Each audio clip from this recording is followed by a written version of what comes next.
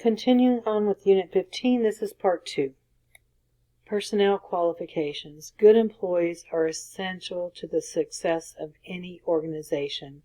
Hiring unqualified individuals can add significant cost to the organization, especially if this unqualified person puts out bad results, which results in improper treatment of the patient and potentially their death. So lawsuits, malpractice lawsuits are rampant in our world. The selection process must be thorough and minimal pre-established criteria must be identified. Job description lists the tasks for each individual and are essential. Perhaps you're going to be working in a transfusion service or in a laboratory that they only do type and screens and cross matches. Everything else is sent out to the reference lab. So the qualifications for those type of personnel are not going to be as high as somebody working in a 400-bed hospital with a NICU, with transplant programs, with large volumes of surgeries. The qualifications are going to be much higher. But that's where the job description becomes essential, because I, as a potential employee, I want to know what is expected of me. And some people really, really don't like the blood bank. And so, no, looking at this job description, I don't think I'm qualified for it. Once the job is defined, you can then determine the level of education and training required. And don't let anybody tell you that MLTs cannot work in micro or blood bank. That's a fallacy.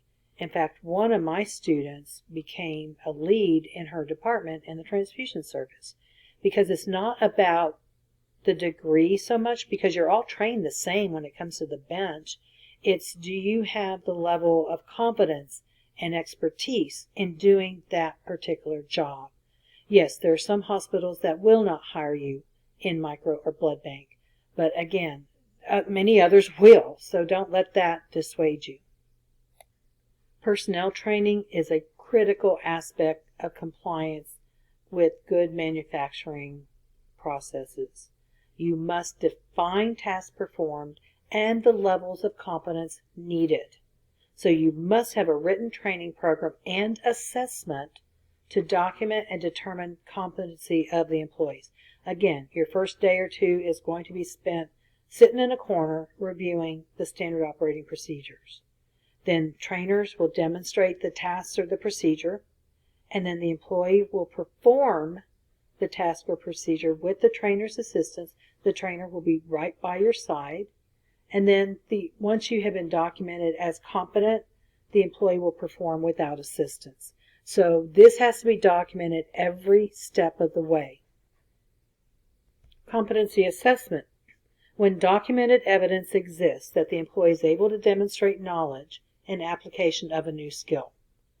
The initial competency assessment is done during training, and periodic competency is used to determine that the employee has maintained the skill.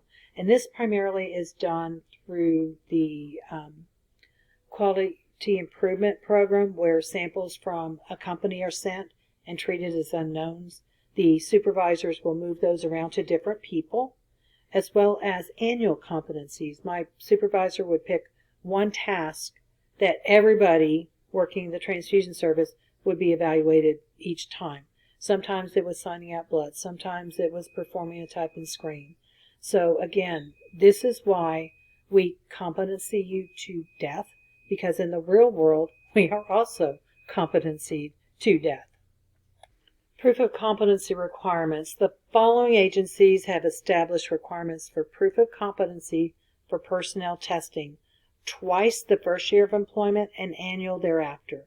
The Center for Medicare and Medicaid Services, American Association of Blood Banks, if you're accredited by that organization, and everybody must have a CLIA certificate, and they require this competency assessment as well. There are other organizations that, if you remember from the intro course, under CLIA, they are actually able to perform accreditation on their own, and that meets the CLIA requirements, and that's College of American Pathology, CAP, and COLA, which is for POLs, Physician Office Labs. corrective actions needed for unacceptability. So you have this checklist that you must make sure everything is in compliance. And one thing about CAP is they now come unannounced. You'll have a window of 3 months because in my belief, you should always be ready for a CAP or a CLIA inspection. And if you let them know ahead of time when their CAP is, then they're going to scurry around and get everything in order that may not have been in order. I worked at a lab that the supervisor made up all of the employee meetings. So, because that's a requirement of CLIA. So anyway, you need to always be prepared for CAP and not just clean everything up because CAP is coming or CLIA is coming. Again, proficiency testing is kind of like competency testing, but it's different. It's a required component of your quality assurance program, and it's used to ensure that test methods and equipments are working correctly. This also ensures that staff members are following procedures. Assigning external proficiency testing samples on a rotating basis. And I've already talked about this a little bit, is the same person, your best of the best, should not be doing proficiency testing every time. Because what you want to know is if anybody in the lab can do this test right, not just the queen bee. Proficiency testing may be internal, external, or both. Observing employees performing assigned tasks, that's internal. Reviewing documentation. Internal unknown samples prepared in-house. And this is a real popular way of doing initial training for individuals. External, CAP survey is one example where everybody in the country is sent a samples for every department that you have a CLIA certificate for. You will receive these unknown samples, do it just like you would a patient, and then send those results back. And then these national data is compiled. And one really scary thing was that 20%, 30% of the labs missed fetal bleed. And this was because we used to rely on the week D test. And during that test, the fetal positive cells would be coated with anti-D and form little clumps. And so they said, no, this is not acceptable. And so then we went to the fetal bleed screen kit, which is very, very sensitive and specific. So a lot of good data, again, massive amount of data can be acquired that can be utilized to improve testing or change and develop a test. Written exams. So you think your exams are over? No. Some labs continue to give their employees labs. A lot of them will use Media Lab or MedTraining, which has built-in quizzes. Corrective action is implemented and monitored for improvement when the results are not acceptable. And you have to submit a written report back to this agency. Supplier qualifications. The quality of any given product is only as good as the quality of the raw materials. So we're talking about outside vendors. Supplier qualifications has become standard practice in blood banks, and there's written agreements between the blood banks and the suppliers which are common practice, and the specific terms of the product expectations. There's courses of action must be established when these criteria are not met. Error management is a part of the quality assurance plan and must include mechanisms for the detection and management of errors and their consequences. And errors, incidents, variances, and any nonconformance should be documented and investigated. For example, let's say that a tube of blood was submitted on a 28-week newborn, and it was mislabeled or something was wrong with it. We can have a variance because of it's very difficult to withdraw the amount needed for the transfusion service. So we don't want to cause any more harm to this baby by drawing more blood. So we have this exception log, and we get our pathologist to sign off on it. So that would be an example. It's a specimen that is so precious and so difficult to get A spinal fluid would be another example. Who wants to tell the doc to redraw a spinal fluid? So there has to be, this needs to be documented, it needs to be investigated, but let's move on and find a way to utilize this sample if at all possible. Employees must be involved in all aspects, and a root cause analysis should be initiated. What the root cause is, where did the error really occur in the process? Was it at the beginning, the middle, or the end? Because that way we can create a plan to correct the procedure or the process. And my story, during my first year, really 6 months, I'm sure my colleagues laughed behind my back, just because some of the things I did were really weird. But I was fresh out of school, so, and they didn't really have a good formal training process. They were just so busy, they just kind of threw me into it. So anyway, I sat down to do my work. I did 3 patients at a time because we had an auto control. That's 12 tubes for my screen. So when I typed the patients, they were all D negative and weak D negative. I thought, that's strong. I mean, weird. And so I went and did 3 more patients, and guess what? They were all D negative. And then I stopped. I said, this is impossible. 15% of the population is D negative.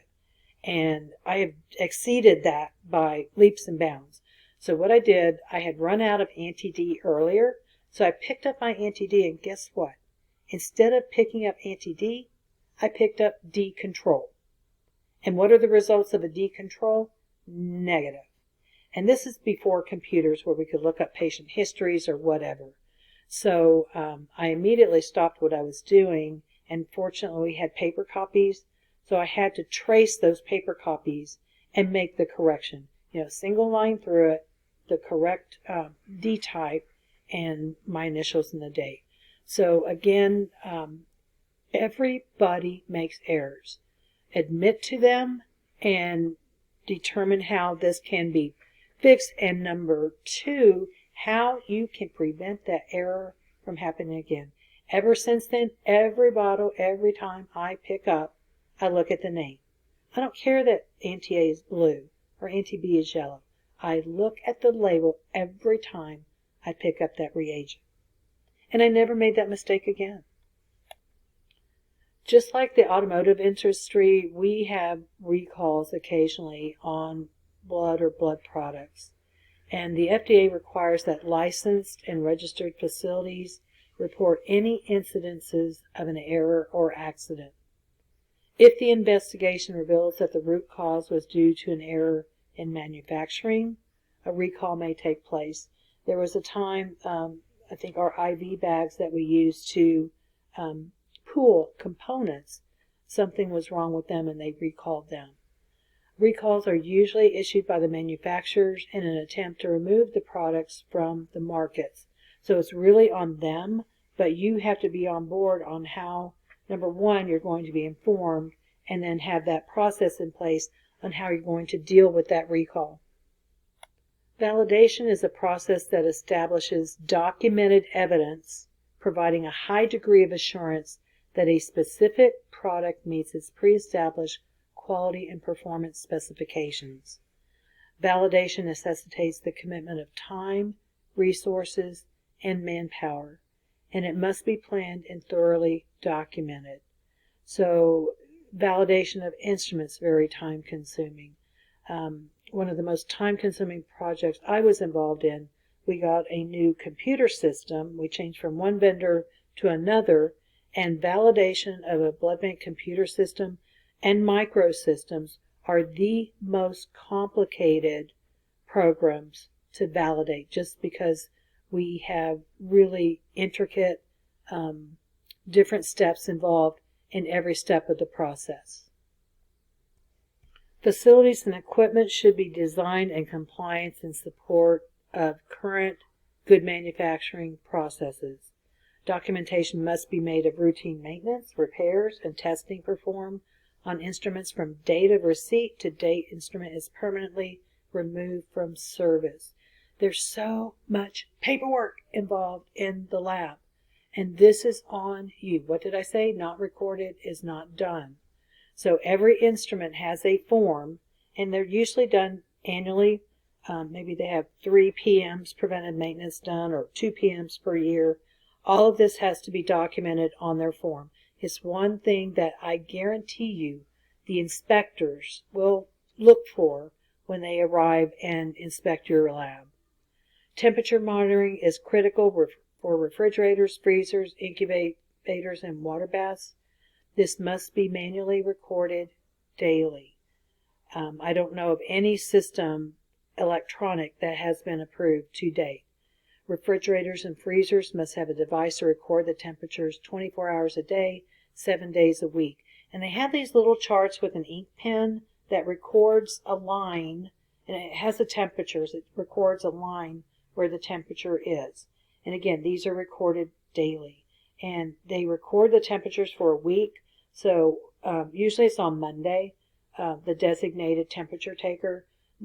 They remove it, they date and time and their initials on that, and it's put in and kept. Because the inspectors, like I said, they're really, if your temperatures are not right, then your products may not be of high enough quality to use. When temperature is out of range, you must have documentation of the reason or the corrective action taken. For example, in our transfusion service, we get a ton of blood. So in order to process it, sometimes the refrigerator has to be open an extended period of time while we put all the product in, and then when we take it out and put it, after it's been processed, put it where it needs to be. So what we do is just door open too long. So just some short explanation. If there's not an explanation, then that could be a citation from an inspection. Alarms on refrigerators and freezers must be tested periodically to make sure they will sound at the appropriate temperature. So we have this special solution that we use, and I've never been responsible for doing it, and I'm really glad because it's a tedious procedure, but you physically have the temperature being taken, and then you wait for the temperature recording device to reach that temperature. And I can't recall, I believe maybe this is done quarterly, but we need to know that when the temperature is abnormal, that these alarms will go off and let us know. And even room temperature has to be recorded because tubes, serology kits, there's a lot of different reagents that have to be stored at room temperature, so somebody will also record the room temperature. In the transfusion service, a lot of our time is spent in the quality assessment of supplies and reagents. The following reagents must be tested each day of use: AHG serums, blood grouping, anti-serums, anti-A, anti-B, lectins, anti-A1. Again, it says day of use. So if you're not going to use your lectin, then you don't have to QC it. But each time you do use it, you have to perform quality control. Antibody screening cells, reverse grouping cells, and enzymes. And there is an enzyme control that you have to create for your patient whenever you use enzymes, which is why it's a little bit more of a pain when you have to do tests with enzyme-treated cells. For donor collection facilities, the following must be tested with each run: hepatitis testing reagents, HIV, HDLV1 and 2, and ALT testing reagents, as well as syphilis serology reagents. And remember, for syphilis, we have reactive, non-reactive, and weakly reactive. So there's 3 controls that have to be run with that. Whenever reagents and supplies are received, each of the following must be documented during the login process.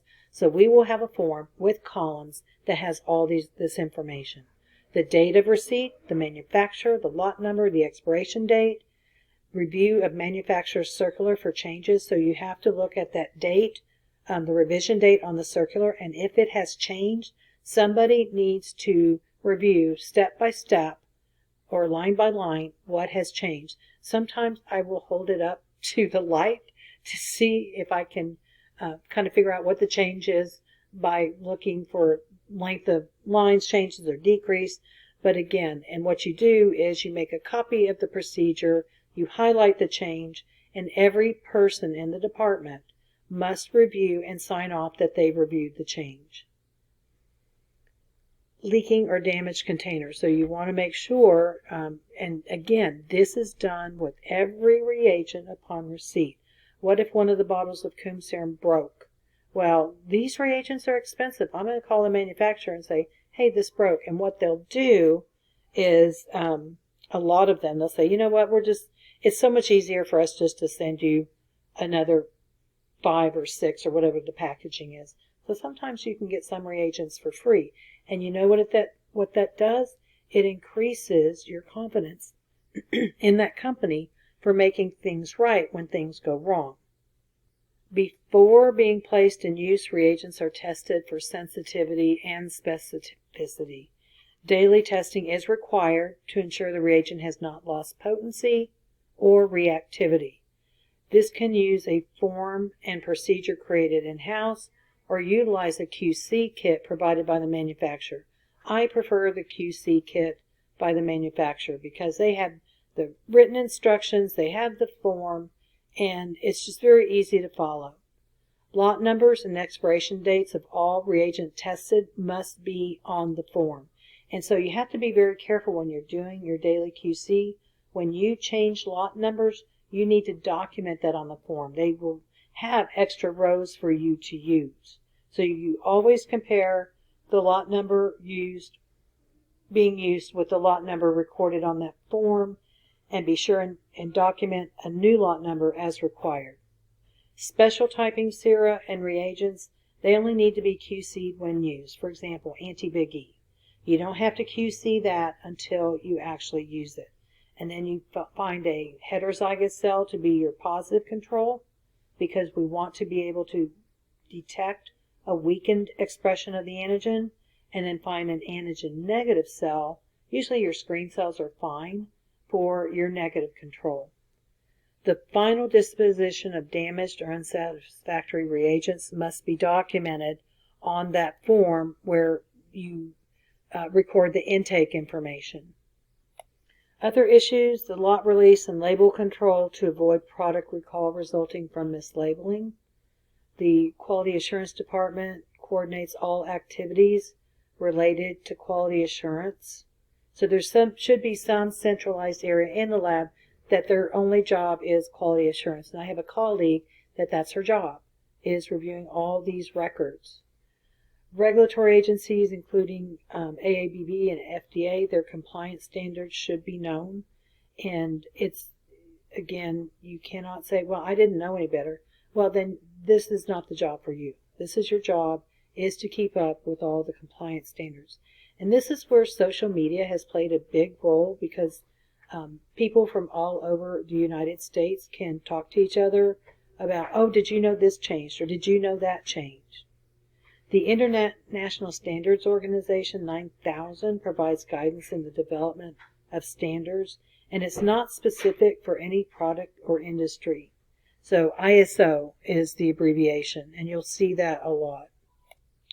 Most facilities use a 10-step process outlined by the Joint Commission. The Joint Commission inspects hospitals every 2 years, and lab is peripherally involved because we have to have a CLIA inspection, which is much more in-depth than a Joint Commission. But still, Joint Commission, we have to be ready for that. So the facilities for this 10-step process is assign responsibility to the different aspects of quality assurance, delineate the scope of care. So what are the responsibilities of this individual? What is their scope in assuring quality assurance in the laboratory? Identify the most important aspects of care.